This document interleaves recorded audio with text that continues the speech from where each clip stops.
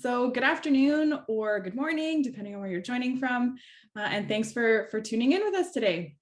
Like I just said a minute ago, we had a ton of folks registered for today's webinar. And so I'm taking that to mean, or I'm hopeful that that means that you're all just as curious about transparency as we have been over the past few months here at Evidence for Democracy. So if we've never met, I'm Rachel Maxwell, and I'm the Executive Director at Evidence for Democracy, E4D for short. And I'm nearing a year into my role here, and I think that this work on transparency has been one of the true highlights of my first year. So we're really excited to talk about it with you today. And the work has been driven by my wonderful colleagues at E4D and even a group of volunteers. So it's been a real true team effort. And I would also like to acknowledge that support for this work comes from the Trache Family Foundation, without which none of this work would have come to be. But first, and since we're hosting this session virtually, with many of us tuning in from different communities, I'll be acknowledging the land upon which E4D is located, but I certainly encourage you to take a moment to think about the history of the land that you're joining from today. So the Evidence for Democracy office in Ottawa is located on the traditional unsurrendered territory of the Algonquin Anishinaabe people. While we take a moment to acknowledge this, let's all recognize the history and continuation of colonialism, and for all the settlers on the call, including myself, to think about the benefits we experience because of this history and how we can do our best to respect and stand in solidarity with those who were here first. We also like to encourage folks to check out Native Land Digital at native-land.ca. Native Land Digital is a nonprofit, and they built this map which shows the Indigenous territories, treaties, and languages across the country. And it's just a really helpful tool for understanding more about the land that we are all on. And so who is E4D? For those who may be meeting us for the first time, I'll just say a few words. E4D promotes and advocates for the transparent use of scientific evidence in government policy and decision-making in Canada. And we achieve this through original research, issues campaigns, and skills training. We do this because we believe that we all benefit when governments make decisions informed by the best available science and evidence, all of which has been front and center in our lives over the last 2 years. And just briefly, I don't usually talk about our origin story, but I think it's worth touching on here in the context of this transparency work. So back in 2012, so a decade ago now, the role of evidence-informed policy was really in the spotlight. At the time, there were a lot of stories coming out of the federal government about the suppression of science inside government, including issues around the muzzling of government scientists. And so that July, thousands of Canadian scientists and their supporters concerned about the diminishing role of evidence in government decision-making banded together in the nationwide Death of Evidence rallies. And their demand was clear. We need transparent, evidence-informed decision-making for a strong democracy and for the well-being of all of us living in Canada. So the key word here being transparent. And 10 years later, certainly a lot has changed at the federal level. Commitments to evidence-based decision-making are many. We have a chief science advisor and a growing network of departmental science advisors. And there's been a lot more definitive work on open science and a lot more. And to be sure, these are all important and commendable steps forward, but we still devote little attention to the public's ability to understand the relationship between evidence and public policy decisions. So before passing it, off to my colleague Farah, who is going to speak more specifically about this work, about Eyes on Evidence, I'm just going to offer a little bit more framing before Farah takes us through the specifics. So transparency is one of those words. I'm sure you all have your own notions about transparency, what it means, what it should look like, and maybe you even work in an area that touches on transparency.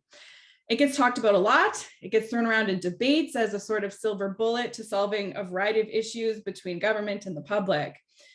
It's often used as a key talking point in election campaigns by most parties, but in the end, we don't often see a lot of reckoning or taking of stock on this issue. And perhaps one problem here is that there really is little agreement on what transparency actually means in practice, what it actually looks like, and why it's a worthwhile pursuit. So transparency, yes, but to what end? But certainly overall, most people, whether in or outside of government, seem to agree on the principle of transparency. We need it and we need more of it. Great. So let's just imagine for a second then that transparency means that citizens should be able to tell from the outside what their government is trying to do and why. Generally speaking, this seems like a reasonable expectation. Yet from the sidelines, it is actually quite challenging for the public to understand what considerations go into public policy decisions.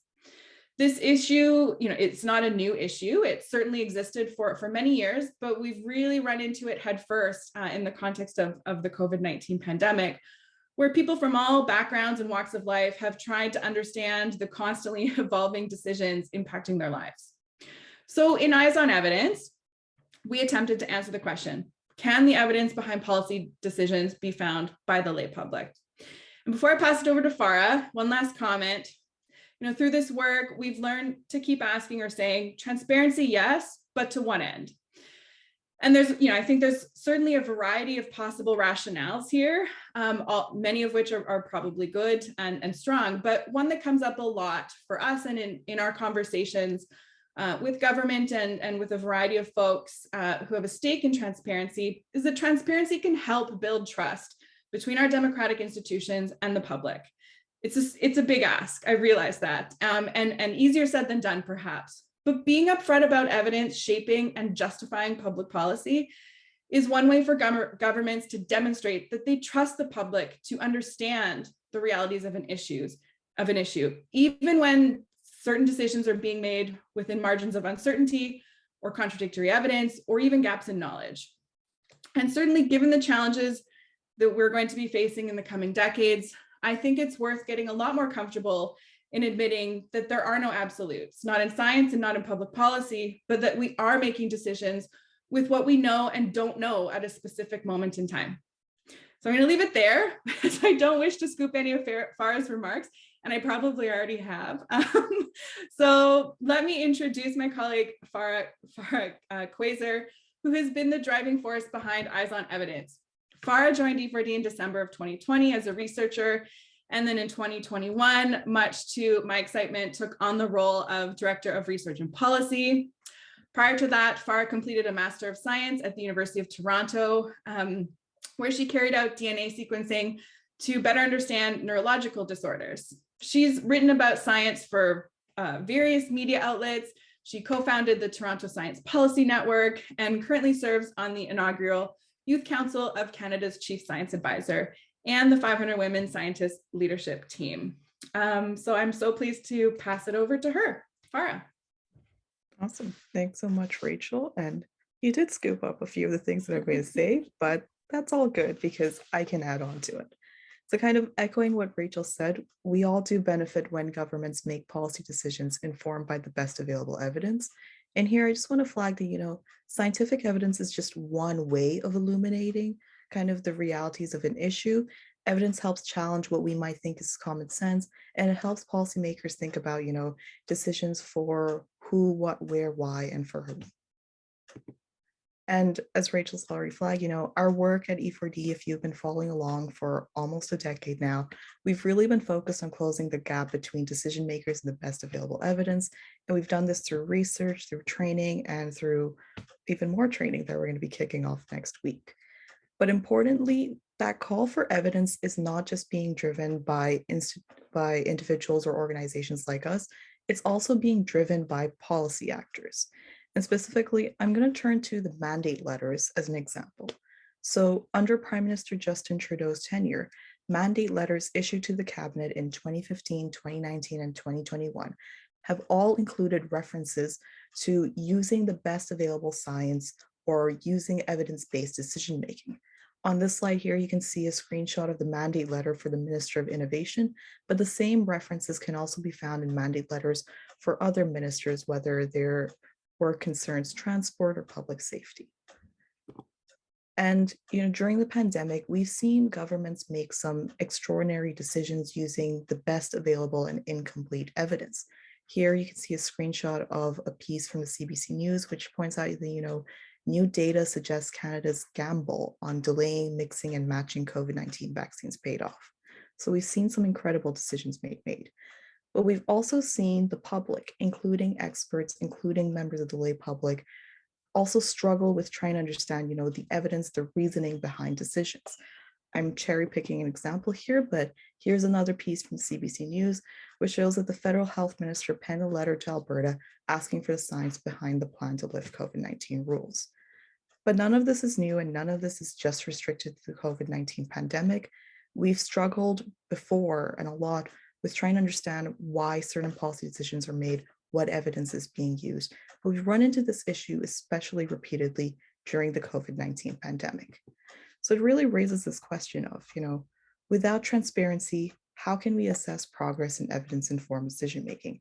How can we see what evidence is being used? How can we tell that, as members of the public from the sidelines? And that's where our transparency framework comes into play. Our framework is one that we've adapted from the UK. It was developed by a number of organizations, including Sense About Science. And this framework really asks the question, can the evidence behind policies be found by the lay public? I'm now going to walk you through what this framework involves. So there are 4 different categories in this framework. The first category is diagnosis. It asks, what do policymakers know about the issue? So what are the causes, effects, and scale? So for example, if we're talking about, droughts in the prairie regions, I'd like to know, what is this region? How many people are living here? How many people might be impacted? What has been the impact in the past? The second category is proposal, where we're asking, what is the government's chosen intervention and why was it chosen? So, when you're addressing any particular issue, there are many ways you can go about it. You could fund specific organizations, you could offer a rebate, you could offer a tax credit. Why was that intervention chosen? What is the rationale? What is that underlying evidence? The third section is implementation, which asks, this chosen intervention, how will it be rolled out and why was this method chosen? And for these first 3 categories, they can all be scored, between 0 to 3, and they have the same scoring system, which is, a 0 means that there wasn't any evidence mentioned at all. A 1 means that evidence is mentioned with some explanation of how it was used. A 2 means that that evidence that was mentioned is actually linked and hyperlinked, so we can actually follow it to its source, and it's able to be found. And a score of 3 is the highest. It says that the policymakers have also considered the evidence base. So they've also, pointed out, hey, this piece of evidence is missing. Maybe this piece of evidence is weak, contradictory. So, really considered alternate options and criticize and really considered their evidence base. The last section is the testing and evaluation section, and that asks how and when will we know if a policy has worked? So for this one, the scoring is a little different. A 0 is, again, no evidence has been mentioned. A score of 1 says that, success measures or processes or plans have been flagged in that policy announcement to share, okay, this is how we'll know if that policy has worked or not. A score of 2 includes, specific plans for testing, including a timetable or why it is inappropriate. And a score of 3 is asking, why were these evaluation or testing methods chosen? They've linked that evidence and it's able to be found. So all this might seem a little theoretical, so I'm going to walk you through an example to share what this looks like in practice. So this here is a policy announcement from Transport Canada. It was announced on February 4th, 2021, so almost a year ago. And the title of this policy announcement is, the Government of Canada announces a 1-year ban for pleasure craft and cruise vessels. I've taken a screenshot of the entire policy, so you kind of see that news release, you see the quotes, you see quick facts, and you see the links that are added in. So if I was applying this transparency framework, I would read this entire policy announcement. I would click on any links that are also involved, and I would also read those through. And then I would apply the transparency framework. I would go through each category and ask, okay, for diagnosis, what is the issue at hand? Can I find the evidence behind this? What do policymakers know about this issue? So this is all about, COVID-19 transmission on pleasure craft and cruise vessels. There's actually nothing mentioned about, how many COVID-19 cases are due to cruise vessels or due to people taking these vessels. None of that is mentioned, so that's why a 0 was scored for this policy. And when it comes to proposal and implementation, so why was a 1-year ban proposed? Why not 6 months or 2 years? And why a ban and not, more stringent testing or more stringent, verification of vaccine certificates. None of this is mentioned, and we don't have details on why the implementation was chosen as it was. So that's also a zero. And then testing and evaluation asks, how will we know if this policy was successful? This isn't mentioned either in the policy announcement, so that's why it also got a zero. So that's what the framework looks like in practice. And I hope that because we've done that together, you can kind of begin to see that this framework can actually be used by anyone, and it doesn't require subject matter expertise. It allows for you to compare between different policy areas, which is why we were able to compare policies from so many different departments. And at least at Evidence for Democracy, for every policy assessment we do, 2 researchers apply the framework, so we always reach a consensus on scores. Before I dive into how we use this framework to do our study, I want to take you across the globe over to the UK, where Sense About Science has really led this work. They've used this transparency framework to assess government policies over in the UK. In 2016, they released this report called Show Your Workings, where they assessed a set of government policies and they provided advice on improving transparency. They didn't release the scores publicly in that report. In 2018, they returned again. They used the framework to complete a systematic assessment of the transparency of evidence behind 94 government policies. And this time they publicly listed transparency scores. I'm going to show you a snapshot of some of the scores. So these are what we call transparency score tables. You can see score tables for 6 different departments, and you can see that there aren't as many zeros. So the zeros are in red. There are more ones and there are more twos. There are even a couple of threes. This is just a snapshot, and what the key findings from this second assessment were that there actually had been some improvement in the transparency of evidence, but they noted that there was still improvement in the availability of testing and evaluation of policy decisions. So they have seen progress over the years in developing, using this framework and speaking to different government departments to really understand what challenges they're facing. And now let's head back to Canada, where we used this framework from the UK, we adapted it for the Canadian context, and we tested it on 7 policies. That was Eyes on Evidence 1. Now we're here with Eyes on Evidence 2, where we use this framework to assess 100 different policies from the Government of Canada. I'll walk you through the methods next. So firstly, I'll talk about what we define as a policy. We define a policy similar to Sense About Science, that a policy is a specific intervention to change the status quo at a level that is intuitively characterized as a policy by the public, politicians, and the media. So this includes bills, regulations, and funding announcements. It would not include a call for funding applications because that's proposing that people apply for funding. It doesn't actually change the status quo. A funded project will change the status quo. Similarly, a job appointment, so announcing that so-and-so has taken on a departmental science advisor role, that doesn't change the status quo. But if a new position was created, so a new departmental science advisor role was proposed in some department, that's a change in status quo.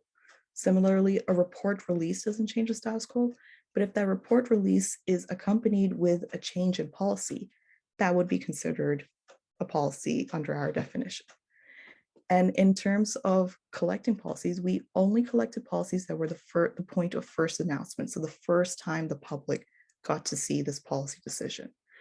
And what we did was we collected all policies that met this definition of a policy that were the first point of announcement and were announced between January 1st to June 30th, 2021, using the Canada Gazette and the news section for each department. Once we had kind of this huge pool for all 10 of our departments, we then selected 10 random policies for each department. Before I go on, I do want to acknowledge there are a lot of different definitions for policies. There may be some folks from the public service here who might disagree with how we're defining a policy, and we can chat more about this in discussion. I do just want to flag that we picked these as our policy set is because this is the first time the public gets to hear about a policy announcement.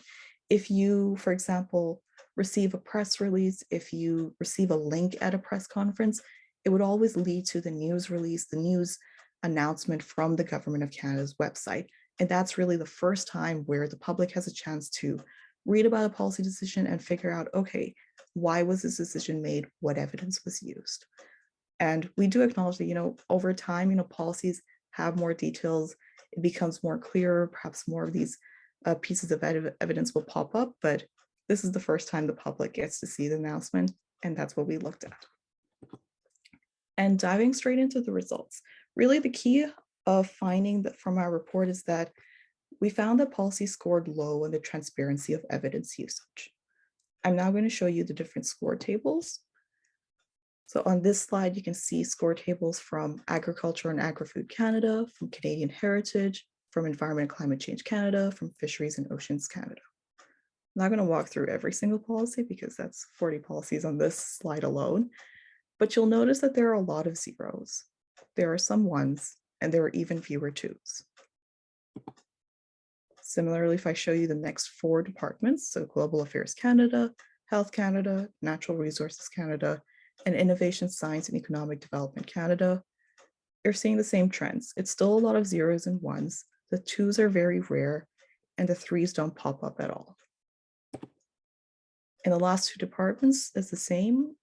Policies aren't scoring very high, so they're not mentioning evidence, which is a 0, or they're mentioning evidence and they're not sharing any, and that evidence can't be found. It can't be found in a supporting reference or citation, so that's a 1. So what do all these zeros and ones mean?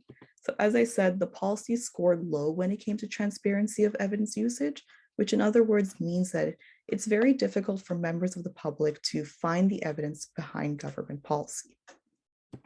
Some of our key findings were transparency scores varied across different departments.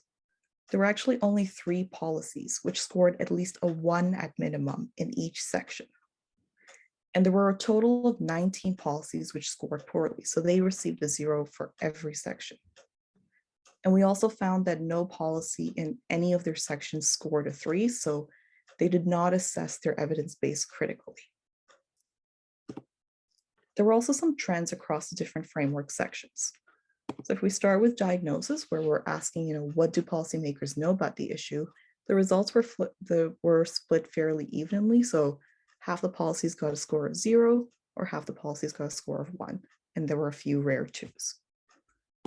In the proposal section, where we asked what is the government's chosen intervention, why was it chosen, we found that most policies tended to score a 1. So they mentioned the underlying evidence, but they didn't share a supporting source.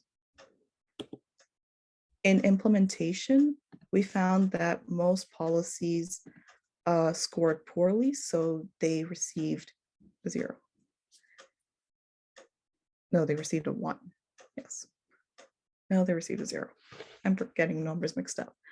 And then testing and evaluation across all departments, we did find that almost all policies scored poorly, so they also received a 0. The testing and evaluation section was the most poorly scored section. Okay. So where do we go from here?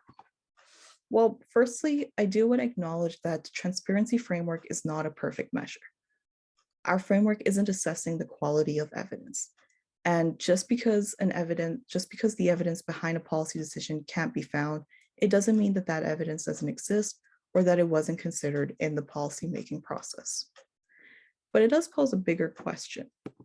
And that question is, what does it really mean to translate the political commitment to the principles of best available science and evidence in policymaking to systems, structures, and resources of the public service?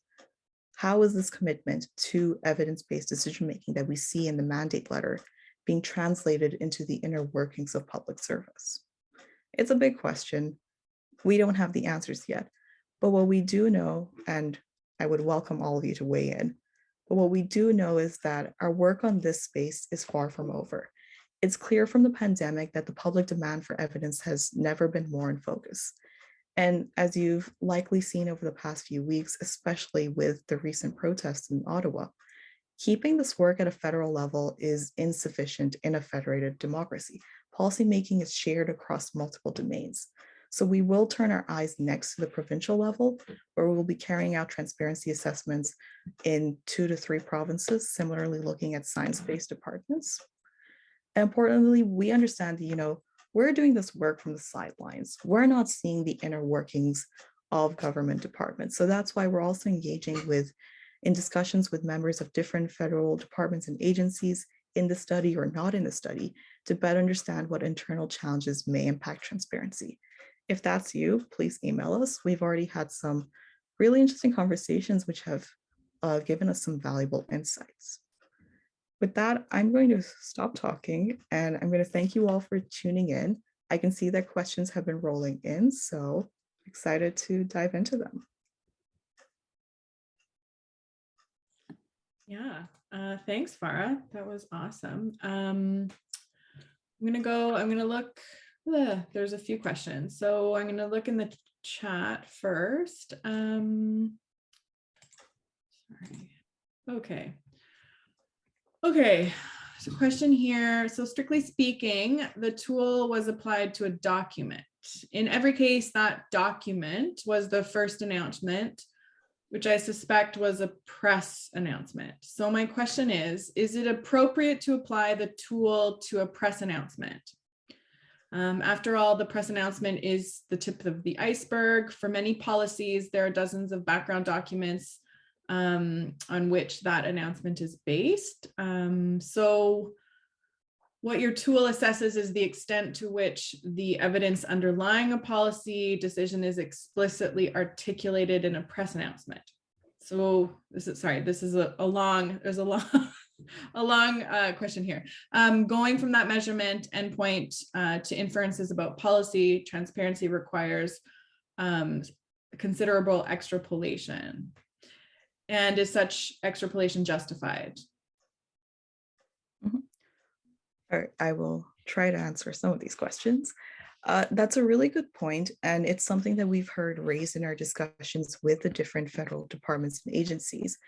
There isn't a consensus on what a policy is. I've noticed that members of the public service will point to longer documents that are housed on websites. We're following this definition of a policy because we're following the same methodology as Sense About Science, and also because this policy announcement, whether it's a news release, whether it's published in the Canada Gazette, it's the first time that the public hears about a policy. Sometimes it's called a news release, sometimes it's called a press release. That example that I showed you called it a news release. But at the end of the day, it's the first time where the public sees that announcement. It's the first time they hear about the policy.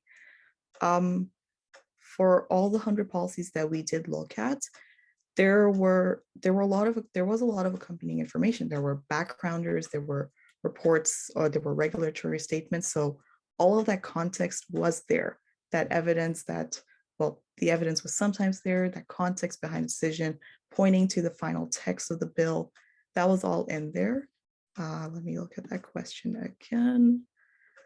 So yes, the background documents on which that policy announcement was based was present in there, and that's what we were assessing. I don't know, Rachel, if you want to address that here. No, I mean, I think that, we're assessing this, of course, from, from an outsider perspective. And so we can only assess what we can see. And, we do understand that there is, in many cases, a volume of information that precedes what we see. But,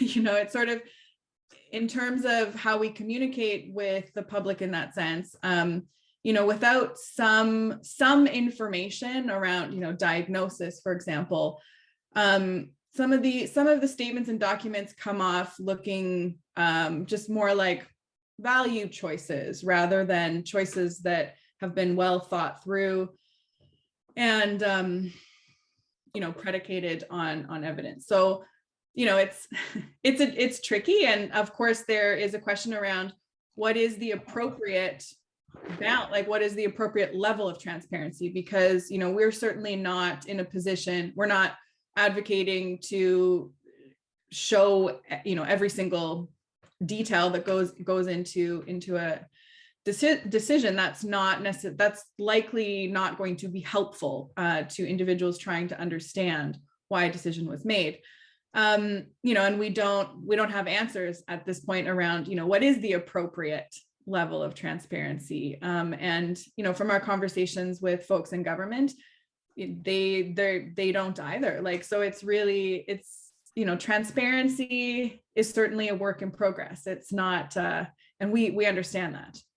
Mhm. And I will just add the last point is that I do hear you entirely. Perhaps these policy announcements aren't the best tool to assess, but at the end of the day, this is the first time that the public hears about a policy when a final text may not even be available. And that's why we chose to, like similar to science, to Sense About Science, to choose these policy announcements as what we would assess. But open to any and all suggestions as we're kind of thinking about the provincial stage. I can see more questions are rolling in. Yeah, so there's a ton. I don't, I don't really know where to start. Okay, I'm gonna go into the Q&A. So why do you think there is a lack of transparency in public policy? Is it due to lack of expertise, lack of communication? And have you communicated your analysis to government departments, and how was their response? Mhm. So the first question about why do you think there is a lack of transparency? Is it due to lack of expertise or communication? I think there are several reasons why. From our discussions with federal departments so far, it's certainly not due to lack of expertise or interest. These are folks who are very dedicated to the work. And in a way, when you're working the public service, you're kind of very focused on your niche. You sometimes forget about the broader public and what they're seeing from the outside. And so one of the comments that we've heard in our discussion is that, oh, wow, we didn't actually consider what these policy decisions would come across to someone who has no idea about the inner workings of the government. So in a way, I think it's just being so focused on your niche, on your specific area, that folks have slightly forgotten that navigating government from the outside is a bit of a labyrinth. It's a bureaucracy and it's so hard to find information. So I think it's due to some limited communication. I think that this is an issue that has perhaps fallen off the table, that's perhaps been left out partly because of the pandemic, partly because there's just so much to do when a policy is first announced. So I don't know. We're still learning more. We're still learning more about the internal challenges, and maybe I'll have a better answer to that question in the near future. The second question is, have you communicated your analysis to specific government departments? We're in the process of doing that. So we released our report on January 31st. We've started contacting, all these different departments who were involved in the study. We've started having conversations. We've still got a few more conversations to go, and we're really pushing out the findings from this report. We've got an interesting op-ed that will be coming out soon, and today's webinar is part of it. If you're a member of a federal department or agency and you want to chat further, we're open to that. Yeah. Rachel, I don't know if you have a comment on what you think is the reason behind the lack of transparency. Yeah, I mean, I certainly, I don't think it's not intentional.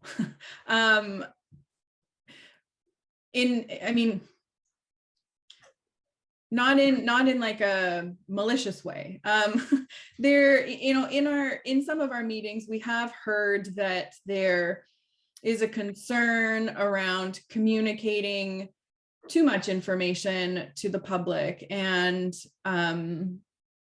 sort of overwhelming, like a concern for overwhelming the public. And, and so, it's an interesting point. It's an interesting position to consider. And, I think we're still sort of digesting, what do we do with that sentiment? Not wanting to overwhelm the public, because, in a way, there's, I think perhaps in an ideal scenario, you just, we can sort of land on, what's the appropriate level of transparency, go for it, and sort of let the public decide what information they want to or don't want to know.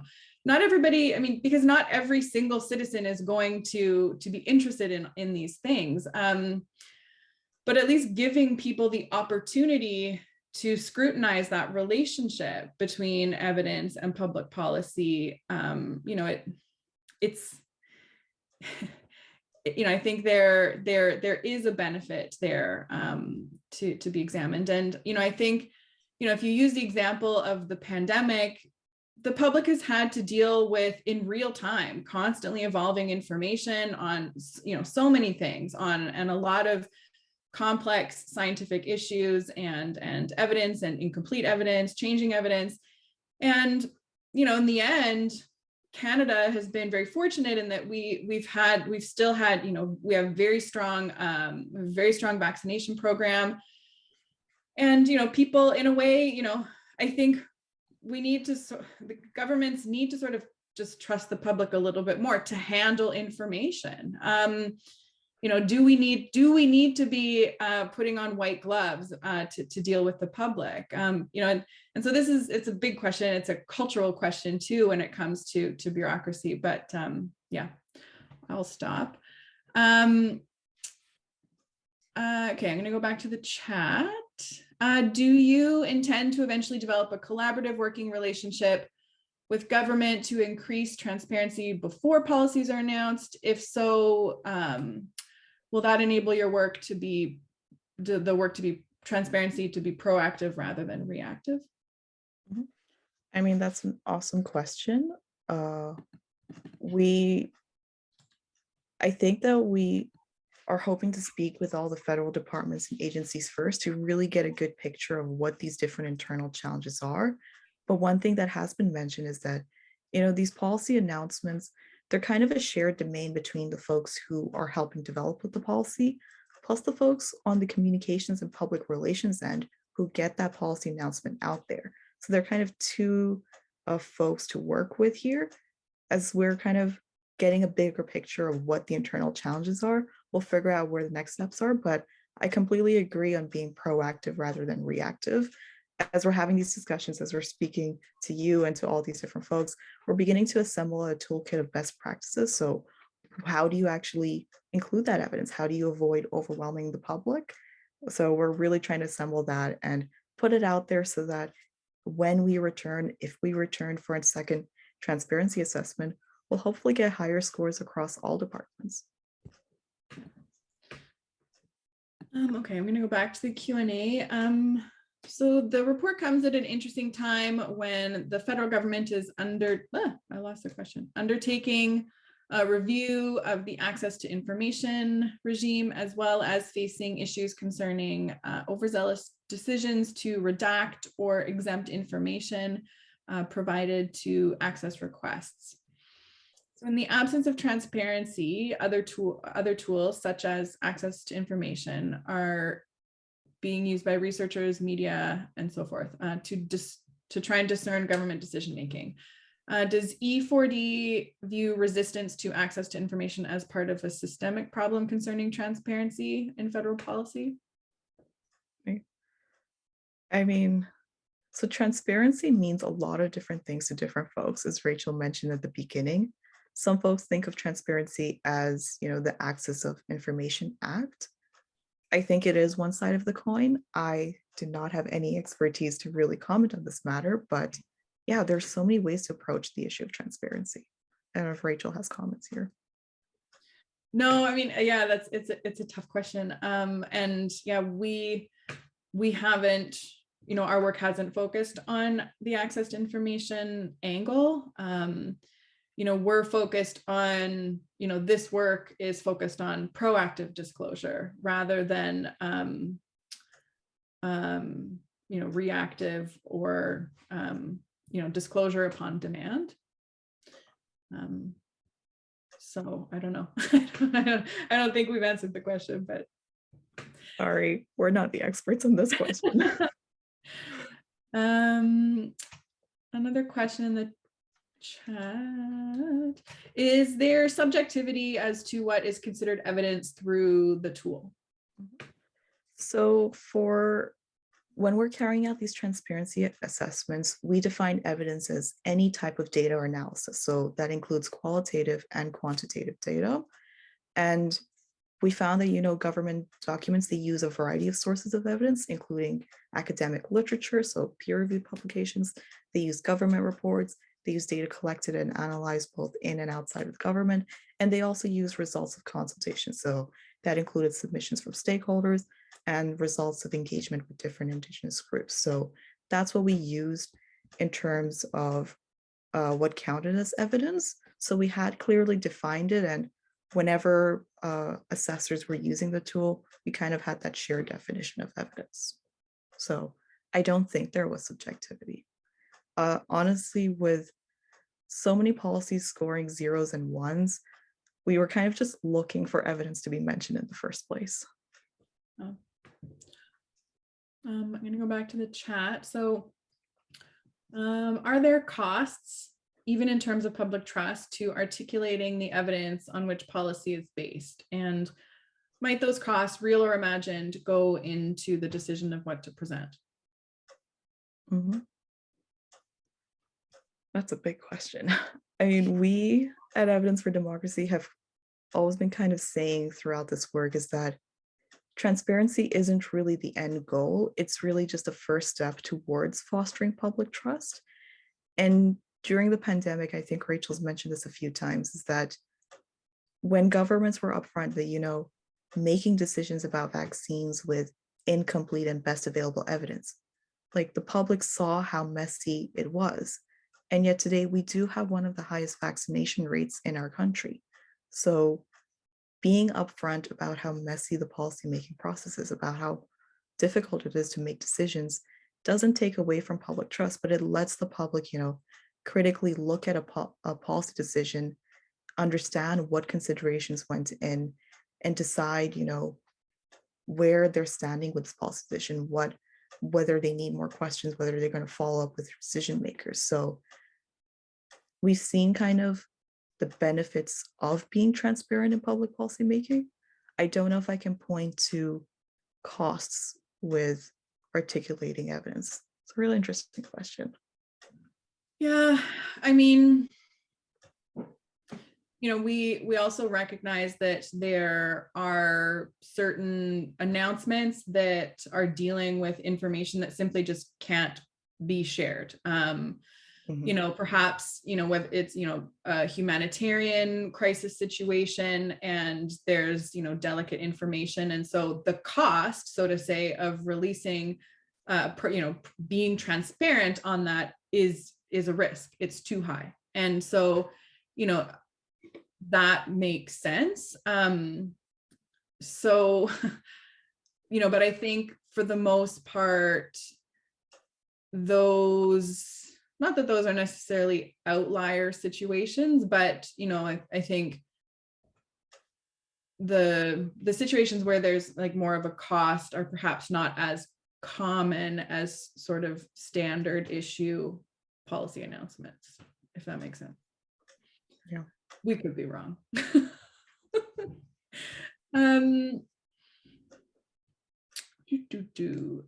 So many good questions. In the Q&A, do some poor scores come from the fact that all public-facing government documents must only include links to other publicly available government documents like data collected by Statistics Canada? So if data from sources like journal publications, it cannot be shown on a .ca website? Mm-hmm.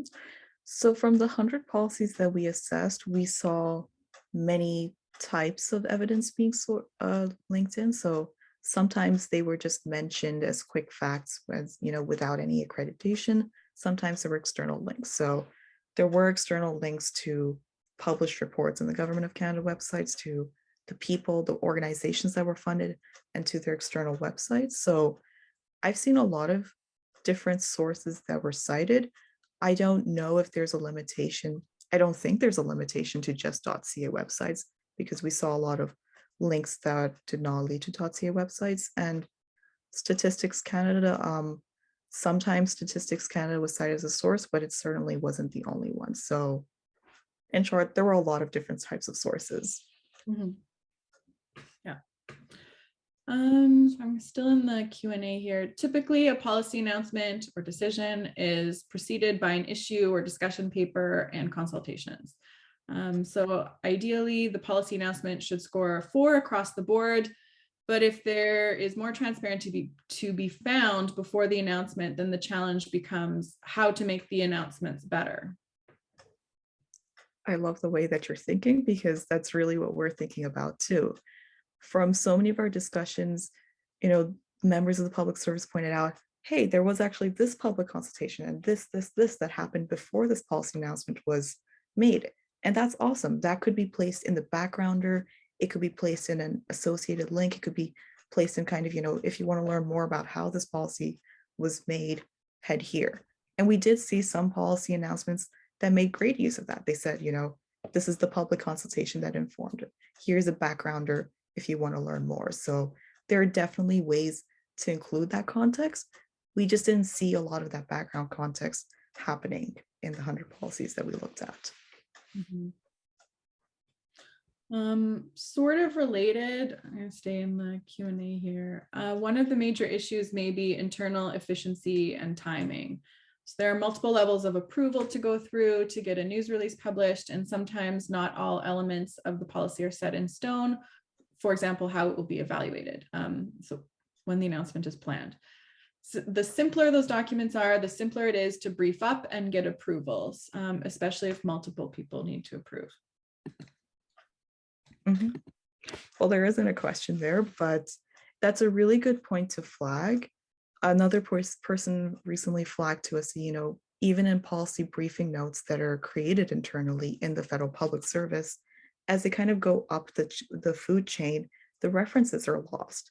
So that, that chain of evidence is kind of broken, or it doesn't make it all the way to that final decision maker. And yeah, it is bureaucracy, it is efficiency, it is timing. And that's a really good point. I suppose there's a bit of a cultural change here to consider. How do we ensure that the evidence that was initially considered in thinking of these different policy options makes its way to the top, makes its way to that final public announcement? If you have suggestions, we're all ears. Also in the Q&A, do you think municipal and provincial governments are more likely to be transparent? And are you planning to do similar analyses for other levels of government? So we're getting started with Eyes on Evidence 3 right now. So we're turning our eyes to a provincial level. We're going to be doing similar transparency assessments for 2 to 3 more provinces. The future goal is maybe we'll go to municipal level next. Maybe we'll return back to federal level. So we're definitely not done, and this work is far from being over. In terms of what to expect, I honestly have no idea. When I started Eyes on Evidence 2, I went in with an open mind. I had not actually spent a lot of time reading through policy announcements on the federal government's website, and now I have. And now I know what the transparency scores look like, but the same holds true for municipal and provincial governments. I'm excited to see how it goes. I hope it'll be higher scores. I hope that there's, a lot of transparency around evidence usage, but we won't know until we do the work. There's a question in here about, do you plan to translate the work into French? And I can answer that, yes. We actually just got back Eyes on, like the first part of this report and actually the second part of the report. So both Eyes on Evidence 1 and Eyes on Evidence 2 are both going to be available in French very shortly. I expect, if not before the end of February, definitely in early March. So those documents are coming. And feel free to get in touch and we can let you know once it goes live, but it will be shortly. And I'm still in the Q&A here. Do we need to advocate for publication of linked data used for policy decisions? The government often publishes individual data sets, but not the linked data used for decisions. Yeah, I think that's a really good point too. And again, I'm keep going back to our discussions with federal departments, but they're the ones who are really doing the work. And so many of them pointed out that, hey, the data for this particular policy decision is actually housed here, or hey, you can find it in this specific data browser. And so a lot of this data, a lot of this evidence might actually exist for so many of these policies. But if I'm a member of the public, if I haven't spent a lot of time going through federal departments, if I don't know how to search for that information, I won't be able to find it. So absolutely linking in that data, or even a simple statement or a line that follows these policy announcements to just say, more information can be found by heading to this project browser or by exploring this data repository. So at least giving people kind of the tools or the nudge to say, hey, more information could be found here, if not directly linking it. So absolutely, linked data would go a long way. There's a question that I like here. I mean, Farah will be happy to answer it. Is there evidence that the work by Sense About Science, so that's the UK organization, has made a difference in government policy / transparency? Absolutely, there is. So as I mentioned, they've been doing this work for at least 5 or 6 years now.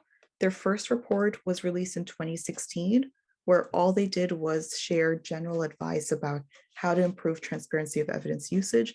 They didn't share transparency scores publicly, but in their follow-up report in 2018, they did another assessment of 94 government policies. They shared transparency scores publicly, and they did note that, after all these years of advocacy, of sharing best practices, of having discussions with federal departments and agencies, they have seen improvement in scores for transparency of evidence usage. So there is evidence that it's working, at least in one country, but it's really not just a matter of, publishing the report and walking away. That's why we're really taking a lot of time to share these findings far and wide, to have these conversations with different federal departments and really help share those best practices and help figure out, what are the internal challenges and what can we do to help. We're getting close to the end of this webinar. I hope we can get through more of these questions.